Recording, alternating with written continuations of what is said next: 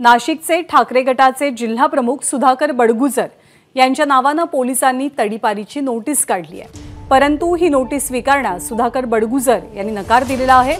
बडगुजर वरिष्ठ पोलीस अधिकाऱ्यांची भेट घेणार आहेत आणि कायदेशीर सल्लामसलत सुद्धा केली जाईल।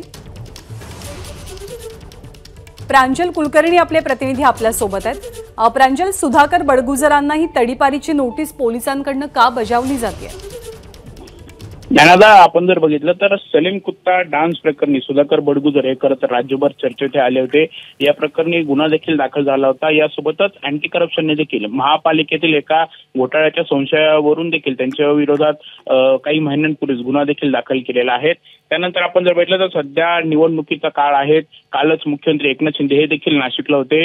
विजय करंजकर यांचे जे जवळचे काही पदाधिकारी होते त्यांचा देखील काल प्रवेश सोहळा हा पार पडला आणि मुख्यमंत्र्यांची पाठ फिरताच ठाकरे गटाचे जिल्हा प्रमुख आहेत सुधाकर बडगुजर यांच्या विरोधात तडीपारीची नोटीस काढण्यात आलेली आहे।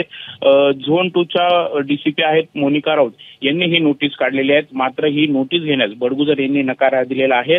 वरिष्ठ पोलीस अधिकाऱ्यांची ते भेट घेणार आहेत, त्यासोबतच कायदेशीर सल्ला देखील ते घेणार आहेत। मात्र एकंदरीतच निवडणुकीच्या काळातच ही नोटीस काढल्यामुळे सध्या हा चर्चेचा विषय ठरतोय। आता याच विषयावरून खरं तर ठाकरे गट आता आक्रमक होण्याची देखील चिन्ह आहेत। धन्यवाद प्रांजल या माहितीबद्दल। एबीपी माझा, उघडा डोळे बघा नीट।